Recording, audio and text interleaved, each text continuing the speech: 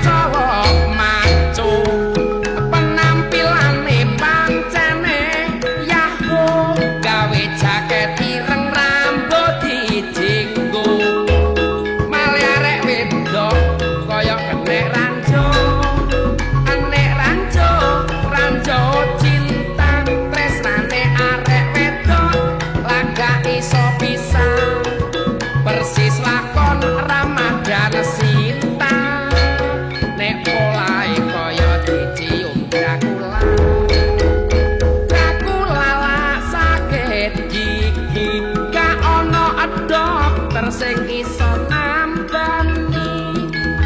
cintane arek tambah setengah mati bareng ditinggal minggat koyo pete memeti ana arek wedok diesir arek lanang wong gak semayan kok wani notok lawang bapakne metu nggawa kancing lawang arek lanang mlayu dadak kecemplung jublang ana konano dhuwur wetero ana cuma siji dipangan orong-orong ana arek lanang rambute gondrong kanggo nutupi sirahe sing belong nebang kayu ana dhuwur gunung kayu ditarik nibani celeng rupane ayu rambute ngembang bakung sayang setitik dadak bokonge penceng ana luwak kebuntel sawal lan nek ana kodhok dipangan kucing masih awak nek wis kadung sial ninceng arek wedok dientuk pala jengking nek nang mancar lambene ireng buku tampar dadak nang bodo kemanten anyar pancene seneng mlebu kamar ngadeg buka aduh kemanten anyar pancen enak ya lorone oleh bojo jaba ejek durung ngerti carane ngatur blonjo sing durung pengalaman njaluk weruh cak bawa masa remaja pancene seneng apa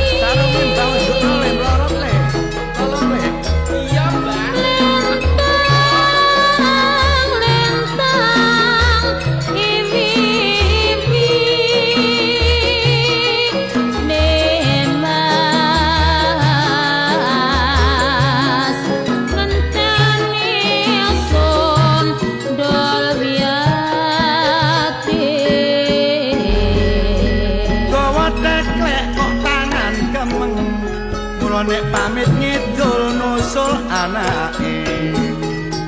ana rondo tuwek ngesir Joko ganteng kait kumpul dadak sesek ambekane gawa sesek nang japanan ya ana ya hene kok kulaan dedek duda tuwek kok gawa perawan nafsune gedhe tenagane ndredyak cak sampe kok kelenceran mula nek gawa kaset enak lagune SMP kok pacaran yo iku cinta monyet jare jenenge surine gawean medalem lan nek oleh kobot nang tengah sawah wis nalurine cak wong wedok ngalem apa maneh bobot ngalemi ngadu bilang aku gak tawa ya gak promosi segala bahasa aku mumpuni mulai dalam sampai luar negeri aku iso ngartekno lak siji-siji bahasa Inggris wis nyatakno what's your name iku jenengmu sapa terus tak jawab sebab aku iso my name is Langgeng Setyo Wibowo lah nek londo omongane ngotot suarane gede dipedhot-pedhot aku tau ditakoni apa artine pesmeter lot terus tak jawab kepise cemet wadre mencolot omongan Madura iku ya angel ketoke sepele tapi aku gak nyentel aku tau ditakoni dok remak dendeng kudel terus tak jawab asu mana ing grandel aku seneng nek ndelok dulur saiki nyambut gawene di ati-ati nek oleh kaya pancen yo gemi nek pemborosan ayo dihindari kanggo dulurku sing ana kutha oleh nyambut gawe wis oleh kaya banyu tuku omah nyewa lamuk pingoni gak narik blonjo mulane pemerintah wis menehi saran pancen iku sing dadi tujuan nek GKD iku ngono singkatan gerakan kembali ke desa iku tugalasanan anjuran pemerintah padha gatekno ayo padha balik mulih nang desa banyu gak tuku omah gak nyewa rumah tanggane seneng uripe mulya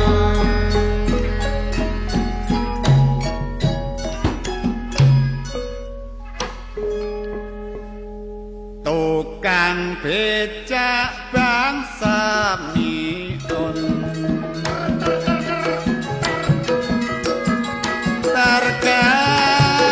terkenal gemar berpantun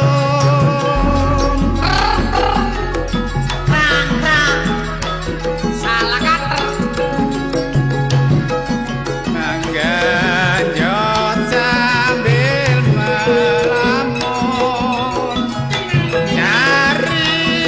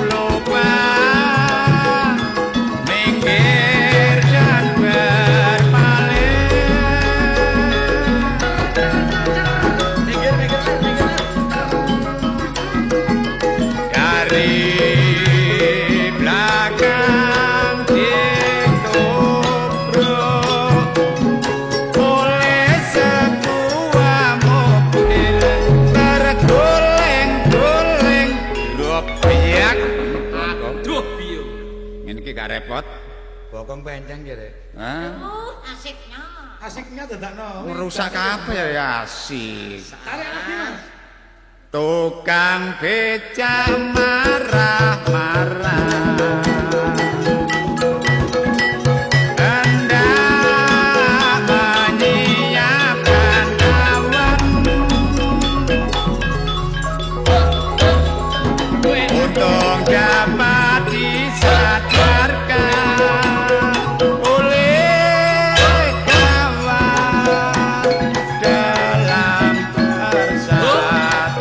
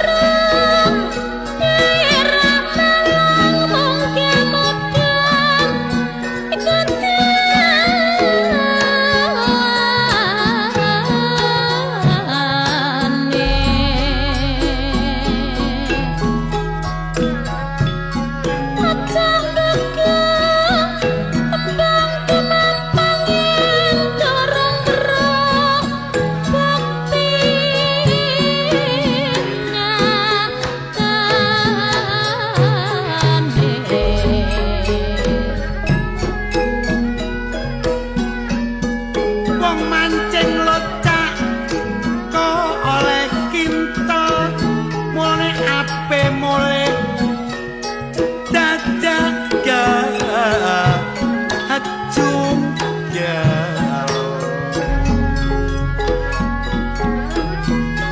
pikir pusing dek atine mangkel wayahe bayar SPP ni anak sekolah duwe gak hanya akal wet dicangkok jange disetekno ono keranjang kok geletaan wong wedok polahe sampe kaya ngono dadak wong lanang enak-enak iwak asin kok keranjangan ono cagak digawe plafon mula sing yakin dek nek duwe tujuan kaya iya kaya gak iso kelakon Semar Gareng Petro lan Bagong Jopo apas pornang punti-punti anak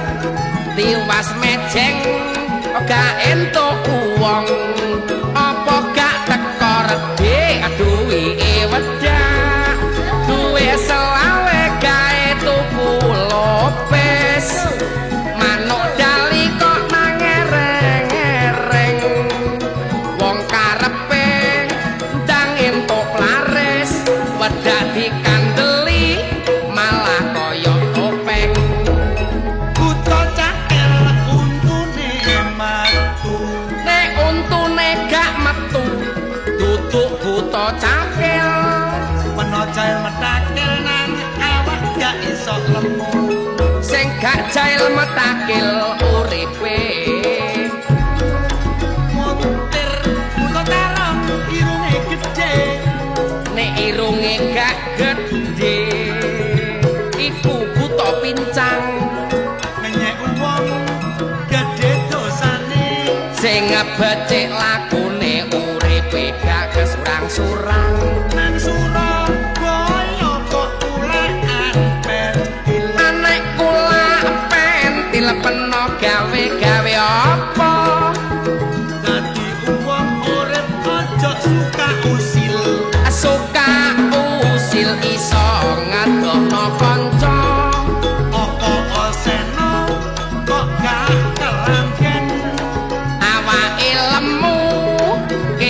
gagahe apa penonggeng ya cak ngajak balen sebab nek turu ka ana kancane foto apa iku pancen aku anek lunjak di tengah rawa ojo penong kakean omong mundak ka ana sing mercaya nek nang buri jopo rasane podong putih nang tengah sawah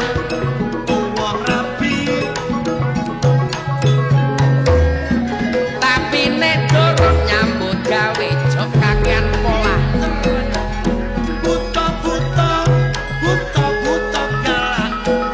solae mesti lunjak dadi wong urip ojo seneng mulan sara nyambut gawe cek uripe enak setan godhol akeh limo gawa parkul pateng keruntel bojomu ngambul tak pikir jaluk apa anane bojomu ngambul jaluk diuntel-untel Betara kala ngombene getih dane ngombene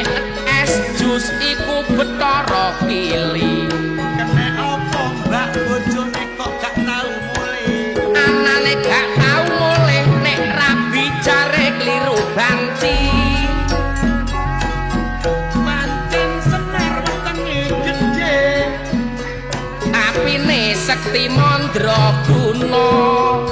ojo samar cek aku mesti kudu ngimbangi tresna ana petro kok dicauk paklik pakle iku padha ambek paman oleh jaluk boleh tak kali ndang ladenono cek ketututan nang orong-orong golek ana duwe nek nang brangkal tuku pete durung diapa-apa kok meteng dhisik padahal sing kene durung tau ote-ote tangan tak rewangi lo langgeng yo cah mekul jambe logor siji nek apa marak galun bandur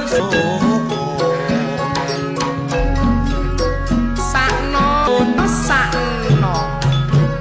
tak rewangi lo mbak siti kaya ngentut pitungan semono kene esek gaku orangan laya lodi ae sego beto pun saya konco krawitan sakutawis monggo